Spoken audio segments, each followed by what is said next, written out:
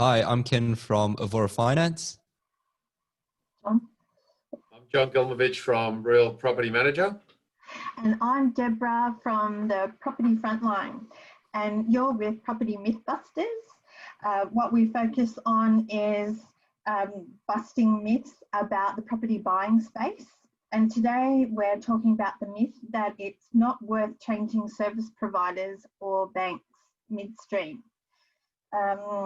So I'm very opinionated on this because I think if you're paying someone to provide a service, if the service is not there, you should be in a situation where you can stop at midstream and change. And I know that Ken will have a really good perspective on this in relation to changing banks. But I've recently had a very, very tough experience with one of our recent purchases where the solicitor in the purchase process was hopeless. And it's so frustrating because as someone who manages the buying, I often have to do their work to communicate to the buyer what they need to do or what their next steps are. And so I'm pretty much like taking the heavy lifting from the solicitor, which is bad. Now, if you're in the middle of a purchase process, it's going to be difficult to change service providers midstream unless you're with a bigger law firm and you can say that you're not getting the communication that you need and ask for another solicitor to help you. It is very difficult to change partway through. In relation to accountants or financial planners, once again, I'm very, very opinionated about this. They're service providers, they should be guiding you, and you're paying money for their knowledge. And if you're not getting that, it's not good enough. I've spoken to lots of people who stick with their accountant or their financial planner just because, you know, they can't be bothered trying to find somebody else, or they don't want to go through the process of, you know, retelling your personal story to your new service provider. But, you know, it can be... Well, they're sheer scared to sack them. Yeah. Yeah, but what you can do is at least start to explore, and if you do need to change, you should be able to find someone who will make that changeover process much smoother. I haven't got too many more to go through. Definitely, if you're working with a property strategist or buyer's agent, and you know you're spinning your wheels, you're not seeing what quality you expect from the market, or you just don't feel like you're really getting to see a decent range of property for your budget, then you know, cut the process, and you should be able to ask for your full money back. Also with architects or builders, once again, you know, you should be able to change midstream, but I guess the key here is to ensure that you do good due diligence before you actually appoint somebody. And my way to just decide who I'm going to work with really comes down to, can I communicate with them? Can I confide in them?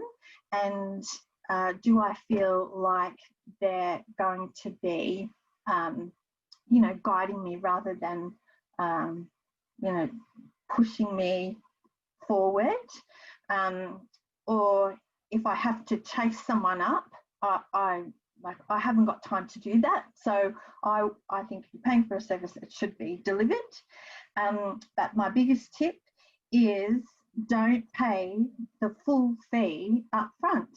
Even the way I charge for my services, you pay a portion and then we don't pay the final amount until you've actually got an unconditional contract. But anyway, so I'll get off my high horse. So were we supposed to, I can't remember now, were we talking to Ken next? John. Oh, no, sorry, John. So what's your opinion on this, John? Yeah, well, from a property management angle, it's actually a tricky one to change midstream. But there are, say, property management being a service industry as well. The relationship as to when you swap is quite crucial. But I guess generally clients don't swap unless they're unhappy with the service levels.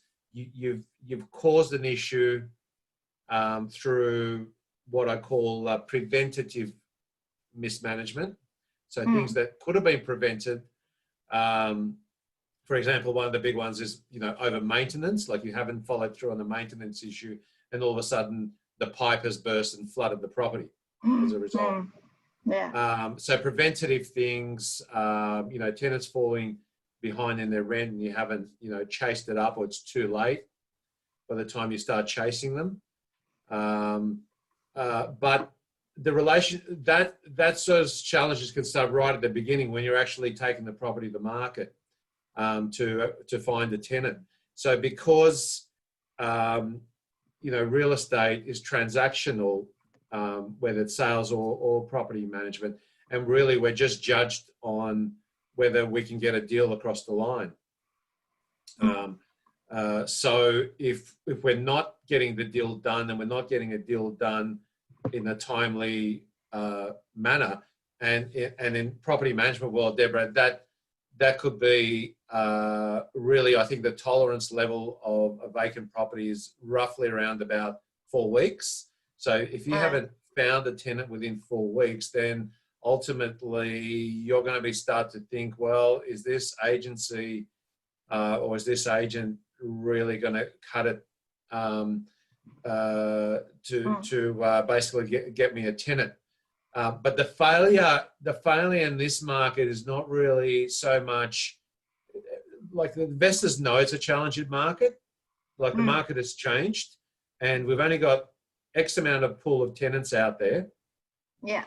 And all the investors competing with their properties, and of course there's price wars as we know. The issue is not so much the market itself, but it's around about it's about the agent communicating with the investor. And being transparent.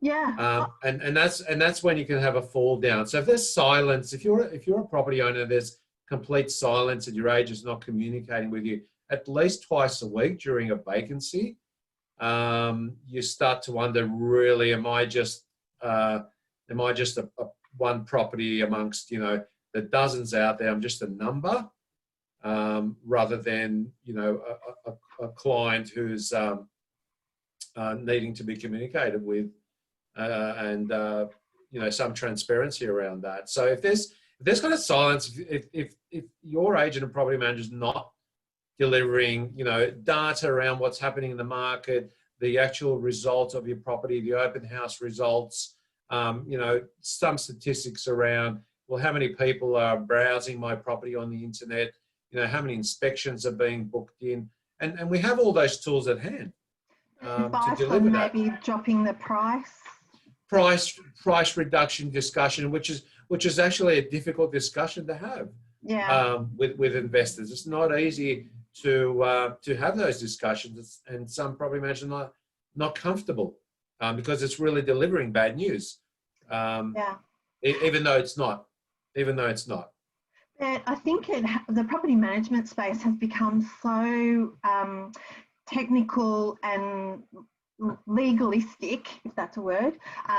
There's so much legislation around it now, and I think some property owners that I've spoken to wouldn't even know how bad their property is being managed and they don't find out until there is, you know, a complaint. And I've had good property managers and I've had really bad ones, and the difference is stark. You as a property owner, you know if like there's an inkling that you're not getting good service. And so I think if you're working with a property manager and you don't feel that you're getting good advice, you should at least get in contact with that property manager and be able to talk with them. So I know a lot of owners just say, oh, my property manager never rings me back. What's that? Yeah, they're not delivering either good news nor bad news. You know, and that's a downfall in itself.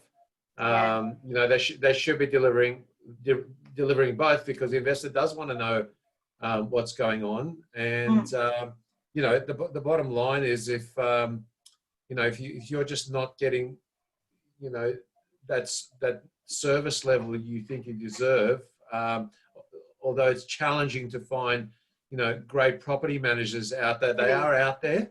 They are out there. And you know, you can do better. So it's, you know, it's you know, it's results orientated, but it's also service orientated. Yeah, and it is a relationship. And it is totally a relationship and just profession. One other question about it. I have heard that some property managers are selling their rent rolls during, you know, this current environment. So you can think you've signed up with someone, and before you know it, you're with somebody else. So do you have any recommendations about what people can do in that situation? Yeah, definitely, Deborah. So, you know, the principal of any real estate agency obviously has the right to transact a rent roll, either merge or sell or go into a partnership with another company. If legally, where that sits is if the sale of that rent book or the rent roll entails another company buying it in another name. So, you know, XYZ Proprietary Limited has sold to ABC Proprietary Limited. The management agency agreement is technically void with the seller unless you've signed up a new management agency agreement with the new purchaser and principal of that rent roll.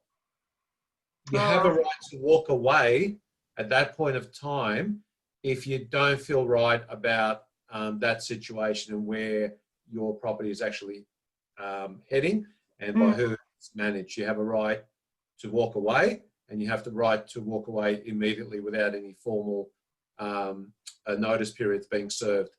Well, I bet plenty of people didn't know that. Yeah. So don't assume it's like an automatic transfer and that you're stuck with the new principal. You're not. That's pretty much an opportunity for you to actually walk away quickly and take your property somewhere else. Or shop around. Yeah. Alrighty. Nice. Okay, great. And so Ken, yeah, what's your perspective on this? In terms of changing for myself, I guess there's two areas that I could talk about. Either specifically the mortgage broker or the lender that you're currently with. Yeah. I mean, just as yourself, Deb, and John has mentioned, going through and changing lenders halfway through can be tricky if you haven't planned for that. I know that there's been a lot of times where it's a bit touch and go with the lender, but they're the most competitive. So we've decided to go with them, but we've got a plan B ready to go. But yeah, I mean, if there's always the mortgage, I guess, once it's set up, the direct debit and everything, you know, usually people don't think too much about it.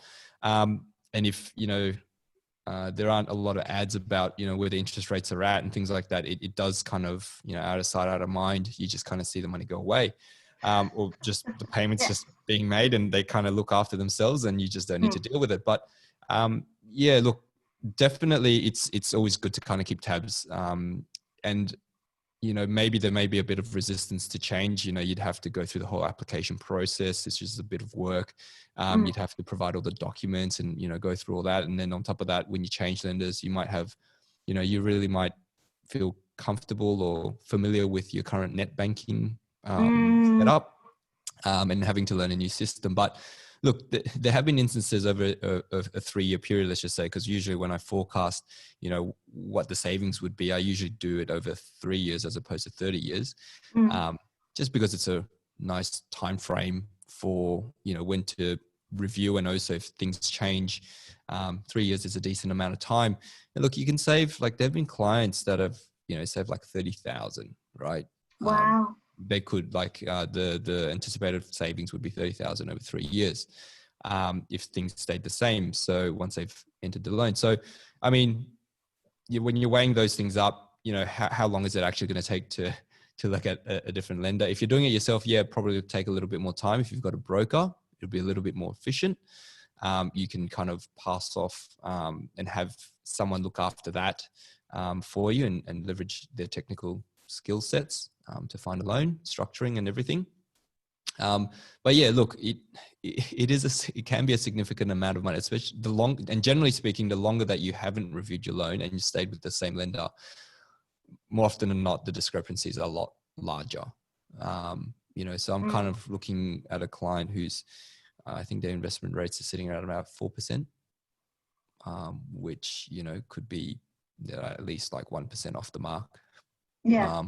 So it can be substantial.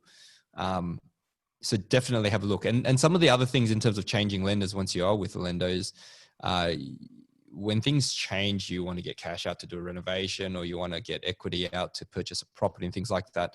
You know, you're not stuck with that one lender's credit policy, because each lender, they do have, you know, the legislative requirement for responsible lending and things like that. But the way they interpret that information, or the amount of risk that they're wanting to take on board, can vary between lender to lender.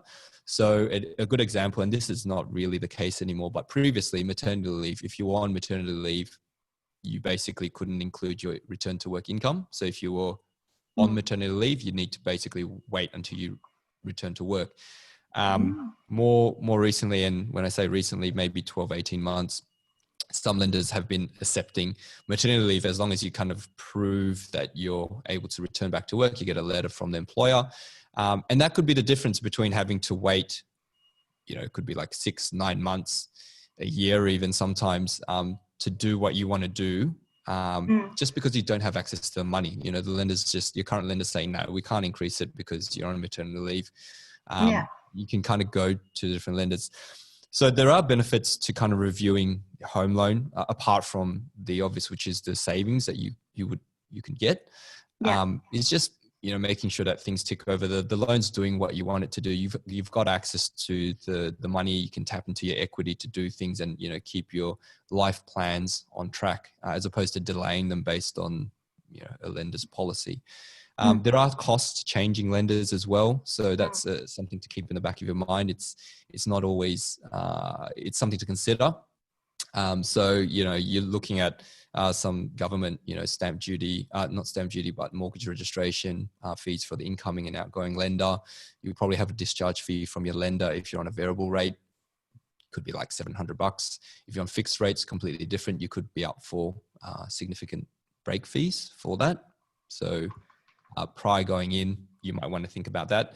So yeah, there are costs involved. And I think, so that's with the lenders, I guess. And with your broker, I guess it's always good to be able to check in with your broker, and, you know, as things change, you know, be able to kind of have a very quick, have someone do all the dirty work, the grunt work, I guess, as opposed to working out whether you can or can't do something. So in this case, like a client of mine, you know, she purchased an investment property about a year ago, and now she's decided that she wants to buy her own property, and she wasn't sure if she could do that herself, single income. So in this particular case, usually it would be a straightforward pre-approval, see what you can get and then go from there. But it's an off the plan purchase. So that one was interesting. Basically I got the phone call, and then the next moment she was like, yeah, is there anyone that could help me? And then the next moment she's like, yeah, I found something. I think I'm going to go ahead with it. And I'm like, okay.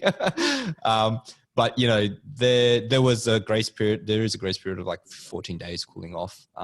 So in that time, I was able to kind of workshop a couple of scenarios. So the scenarios basically, were, can we just buy it as it is?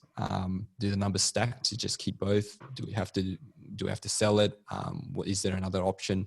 I won't go too much into specifics, but basically, there were a couple of moving parts that we could look at, gifts and things like that, equity from existing property to kind of make it work. So we've got the best case scenario, and then you can't kind of work backwards, plan B, plan C. So yeah, that's basically. Did you have a question, Deb? Or I do actually. So I think when you're dealing, like on the mortgage broking side of things, once again, I think if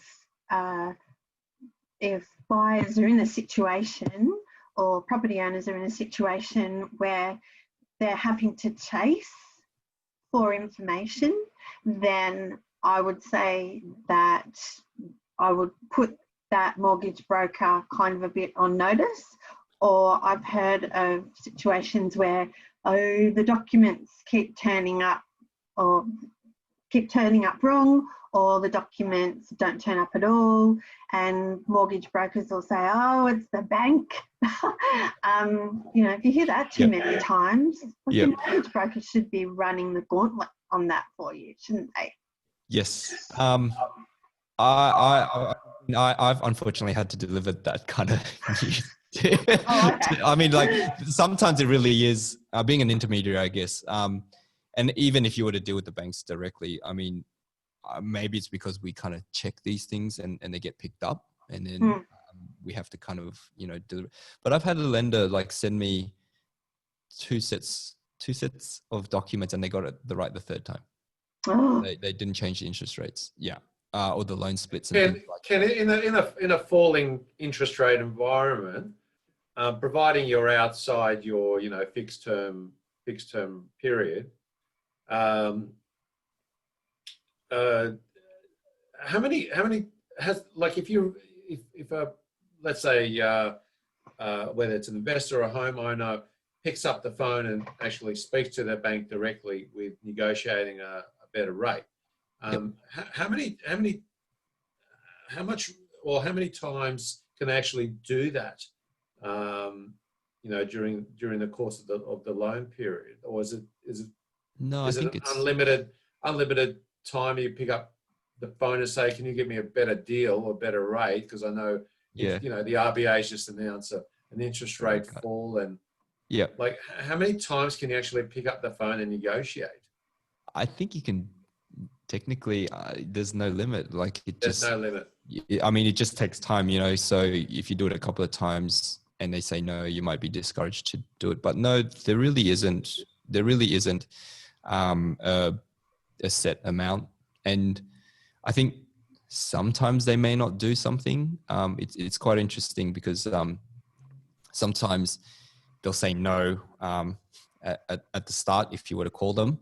But when things are in action and emotion, and you submit what's known as a discharge notification or discharge authority to say that, hey, FYI, I'm moving from you guys to another lender, it triggers a retentions process, and you get a phone call.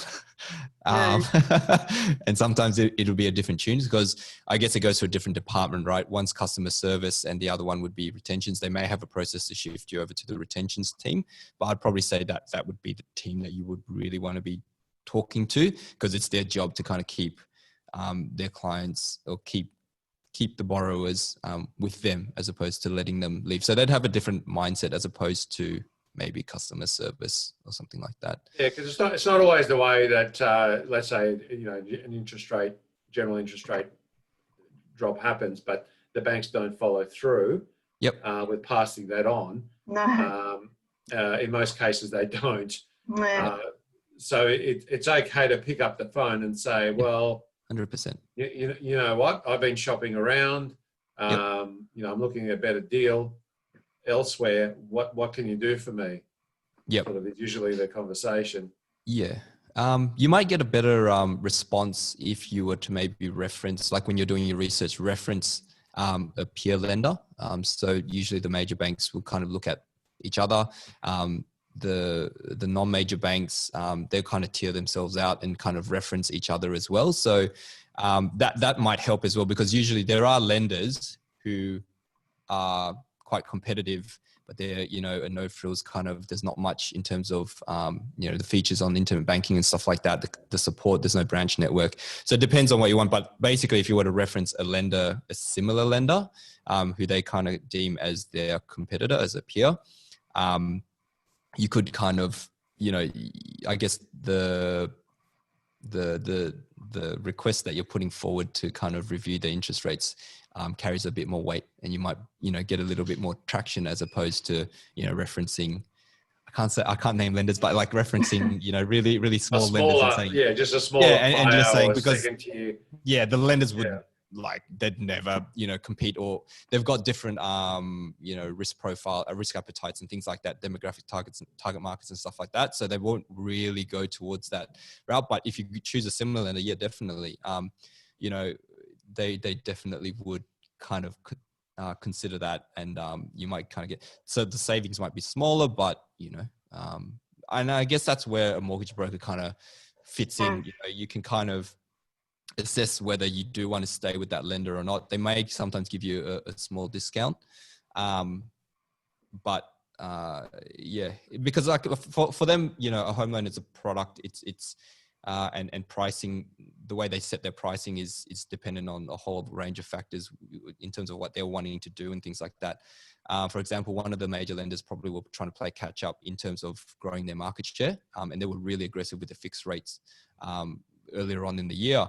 And, you know, other lenders might be like, yeah, we're not, you know, we're ahead of the ball. We've got a nice market share. We don't need to take on unnecessary risk. So, or, you know, discount heavily. So, you know, they let them do their thing. But yeah, you know, as a going back to, I guess, you know, using a broker and things like that, usually it definitely is a lot more than just doing the comparison and working out, you know, what's the current rate at this point in time.